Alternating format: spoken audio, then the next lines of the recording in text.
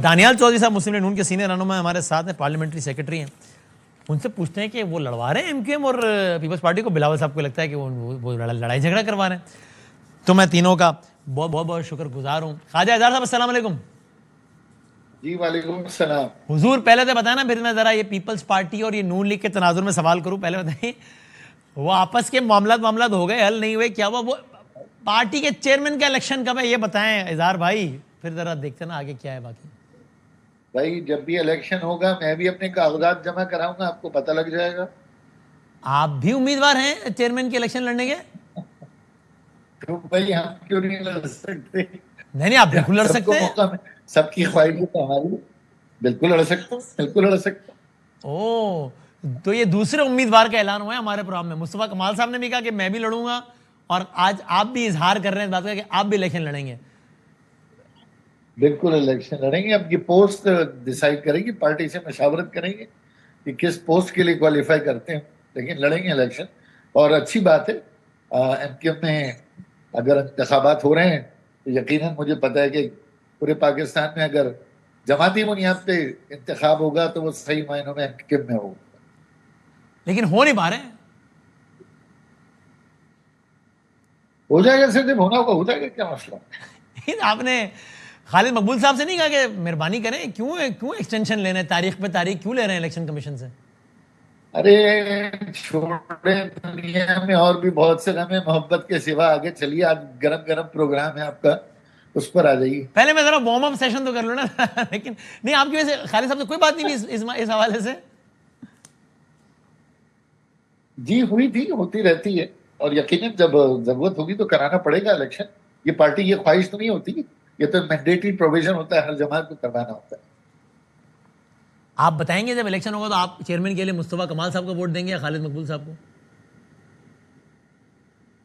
भाई हम अभी कहाँ दस्तबरदार हुए किसी ओहदे से कि आप हमसे अच्छा, वोट मांगे। हाँ ये बात ठीक है, मैं माफी चाहता हूँ भाई, आप खुद चेयरमैन के उम्मीदवार हो सकते हैं भाई, ठीक बात है।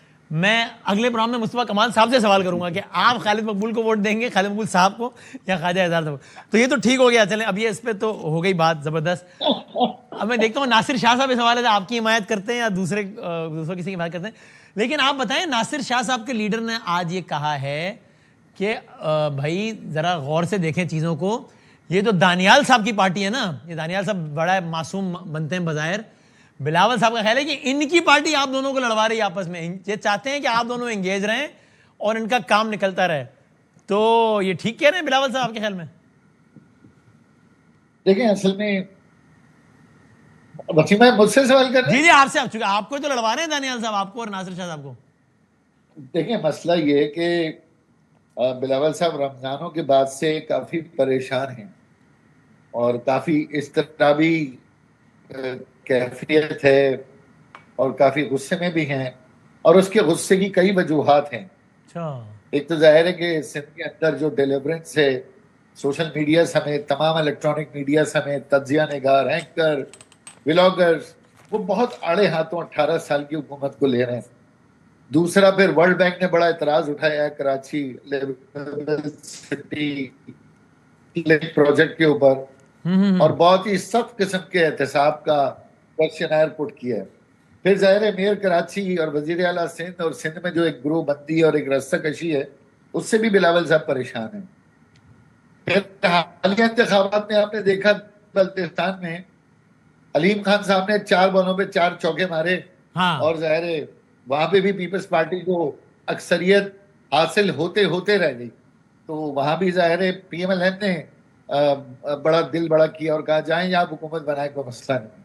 तो फिर आखिरी बात ये जो ईरान और अमेरिका मामला है, इसमें मेरा ख्याल है वो किरदार पाकिस्तान पीपल्स पार्टी को नहीं मिल सका जो 9 मई के बाद एज ए फॉरेन अफेयर्स के ताल्लुकात वगैरह मामलात में जिस तरह इन्वॉल्व किया गया था। अच्छा तो अच्छा। इस पूरे अहम तरीन बैनुल अक़वामी मामले में भी पीपल्स पार्टी पसे पुश थे, बल्कि कोई भी नहीं। इसलिए वो अब एमक्यूएम ऐसे पर चढ़ दौड़े। अब जाहिर है सिर्फ वो गिरी गाय पे सब कुत्ते हैं ना, तो सबसे आसान हदफ हम थे। तो हमारे ऊपर आप देखें ना, हम लड़ाई हो रही है 140 ए के ऊपर लड़ाई हो रही है ना। जी जी। अब हुकूमत से निकल जाओ, देखें मैं आपको आपको याद होगा, नासिर शाह साहब भी मौजूद थे, वो जो पीडीएम में हमारा मुआहिदा हुआ था उसमें बिलावल साहब हमें 4 वजारतें सिंध में दे रहे थे, यानी हम विफाक में भी हुकूमत में थे और 4 वजारतें में सिंध में भी मिल रही थी, जिसको एमक्यूएम ने मुस्तरद किया। पीटीआई के दौर में भी आप याद होगा कहा था ये 2 वजारतें छोड़ो मुझसे सिंध में ले लो, याद होगा अगर आपको ये बात भी कही थी।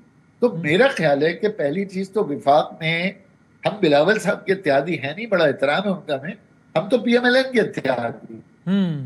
अब पीएमएलएन से असल लड़ाई पीएमएलएन से है, ये जो मैंने पिछले महरकात बताए ना, ये सारा प्रॉब्लम पीएमएलएन से। और अब जरदारी साहब सदर भी हैं, अब जाहिर से ऐसी गुमगू की कैफियत है कि आदत बटेरे के सदर भी हैं, वजीर आला भी हैं, गवर्नर भी हैं, और फिर उसके बाद हुकूमत के इत्यादी भी हैं, और हुकूमत से रस्साकशी भी है। तो मेरा ख्याल है कि इसमें हमें एक बात बिलावल साहब से जरूर सीखनी होगी और पूछना होगा कि जब विफाकी हुकूमत से निकलें, और कराची इंपॉर्टेंट है, तो विफाकी हुकूमत से निकलने के बाद कराची का नसीब कैसे बदलेगा, ये सवाल अधूरा रह गया हमारा। चलो ये भी मैं हमसे अगले हो सकता है नासिर साहब आज ही के प्रोग्राम में जवाब देते हैं इस बात का, लेकिन नासिर साहब अभी मैं ख्वाजा साहब से पूछूंगा जरूर, जो आपने मशवरा दिया है कि भाई ये एमक्यूएम पर तनकीद बहुत अरसे से होती है कि हमेशा कि एमक्यूएम ने 2 काम मुसलसल किए हैं, हुकूमत से इजहार नाराज़गी की हुकूमत हमारी बातें नहीं मानती, अभी भी उन्होंने कहा कि नून लीग से सारे मुआहिदे हुए हमारा, और हुकूमत छोड़ती भी नहीं है। तो ये मैं पूछूंगा कि क्यों नहीं छोड़ रहे भाई, और बिलावल साहब ने भी आज कहा वैसे, तो ये मैं पूछता हूँ इनसे, आप